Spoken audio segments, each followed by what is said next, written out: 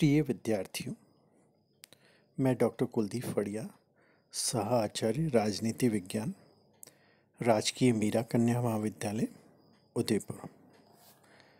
आज हम MA final political science के paper 9th B advance Indian political thought के अंतर्गत प्लेटो को पढ़ेंगे और आज का हमारा अध्ययन क्षेत्र होगा प्लेटो के दर्शन अथवा प्लेटो के चिंतन की पद्धति। पद्धति से आशय है कि प्लेटो ने जो दर्शन हमारे सामने रखा है, दुनिया के सामने रखा है, उसको किस स्वरूप के साथ रखा गया है, किस रूप में उन्होंने अपने दर्शन को समक्ष रखा गया है। प्लेटो के सभी ग्रंथ प्रश्नोत्तर रूप में, संवाद या वार्तालाप की शैली में लिखे होने के कारण से उन्हें संवाद कहा गया है। प्लेटो ने प्रत्येक विषय को स्पष्ट करने के लिए सशक्त, रोचक और आकर्षक संवाद शैली अपनाई है। उसकी रचनाओं में केवल एक पात्र का दूसरे पात्र से वार्तालाप ही नहीं होता, बल्कि दर्शन कविता के साथ, विज्ञान कला के साथ, सिद्धांत व्यवहार के साथ, राजनीति अर्थशास्त्र के साथ, भावना के साथ विवेक, शरीर आत्मा के साथ, व्यायाम के साथ संगीत के स्वर से स्वर मिलाकर बोलते हुए प्रतीत से होते हैं। इसके चलते जहाँ प्लेटो को समझना कुछ कठिन होता है, वहाँ उन्हें पढ़ना उतना ही आनंददायक होता है। क्रॉसमैन ने लिखा है कि मैं जितना अधिक रिपब्लिक को पढ़ता हूँ, उतना ही उससे घृणा करता हूँ। फिर भी इसे बार बार पढ़े बिना अपने आप को रोक नहीं पाता हूँ। उसके विचारों में औपन्यासिक रोचकता है। उसने पौराणिक दृष्टांतों एवं कथाओं को शामिल करके अपनी रचनाओं को और अधिक मनोरंजक बना दिया है।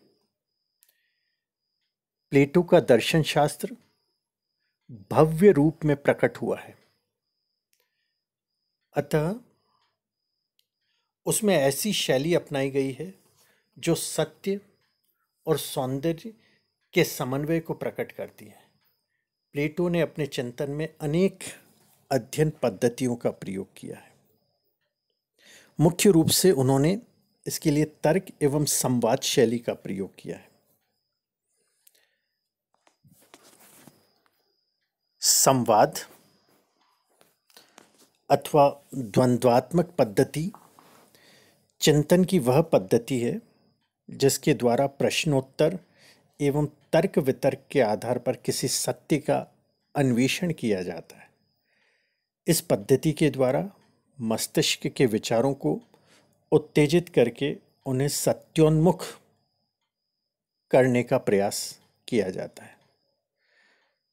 प्लेटो ने द्वंद्वात्मकता या संवाद शैली को अपने गुरु सुकरात से ग्रहण किया है। सुकरात ने अपना समस्त जीवन संवाद, तर्क अथवा वार्तालाप में ही व्यतीत किया। सुकरात के द्वारा इस शैली को अपनाए जाने का मुख्य उद्देश्य ज्ञान प्रदान करना नहीं था, जितना कि अपने पाठकों को विचारशील बनाना था। महान राजनीतिक विचारक एवं विश्लेषक बार्कर ने इस संबंध में लिखा है कि वह यह दिखाना चाहता था कि यथार्थ में चिंतन किस प्रकार होता है। वह केवल उसके अंतिम रूप को ही पाठकों के समक्ष नहीं रखना चाहता था। प्रत्येक सच्चे शिक्षक की भांति वह चाहता था कि मनुष्य उसके शिक्षण से विचार करे और एक लेखक के रूप में उसने अनुभव किया कि उसके पाठकों में विचारशीलता अधिक और अच्छी तरह से बेहतर ढंग से जागृत होती है यदि उन्हें स्वयं लेखक के मन की प्रक्रिया का अनुसरण करने दिया जाए। प्लेटो ने अपनी सर्वप्रमुख द्वंद्वात्मक पद्धति का प्रयोग 3 उद्देश्यों से किया है। पहला, सत्य के अन्वेषण हेतु अर्थात सत्य की खोज करने हेतु। दूसरा, सत्य की अभिव्यक्ति करने हेतु, सत्य को बताए जाने हेतु, सबके सामने लाए जाने हेतु। और तीसरा है सत्य को परिभाषित करने हेतु अर्थात जो सत्य है, जो गूढ़ सत्य है, वो सबके सामने आ सके और उसकी उचित परिभाषा की जा सके। प्लेटो की द्वंद्वात्मकता की पद्धति की आलोचना भी की गई है।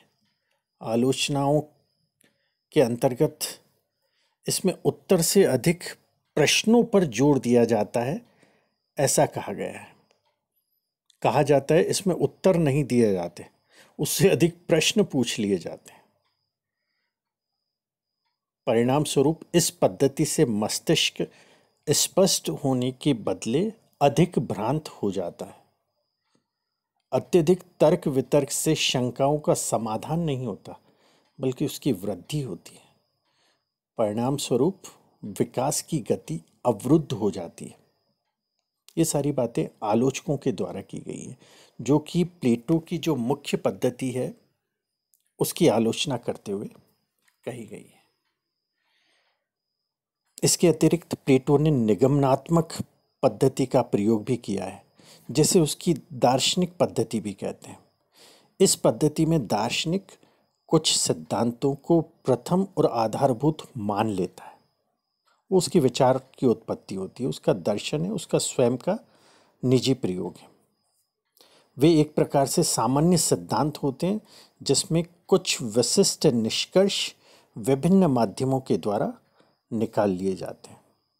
इसी कारण इस पद्धति को सामान्य से विशिष्ट की ओर चलने वाली पद्धति कहते हैं। सामान्य से विशिष्ट की ओर चलने का अर्थ ये होता है कि सामान्य रूप से एक सिद्धांत, एक दर्शन बना लिया जाए और उसे एक विशेष प्रकृति के रूप में, एक पद्धति के रूप में संचालित करते हुए निष्कर्षों की पुष्टि करने का प्रयास किया जाए।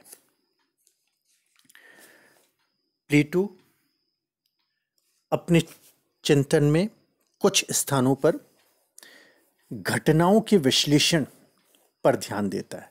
उसने कुछ जगह इस प्रकार की पद्धति अपनाने का प्रयास किया है, जिसमें उसने कुछ घटनाओं को विश्लेषण करने के पश्चात निष्कर्ष निकालने का प्रयास किया है।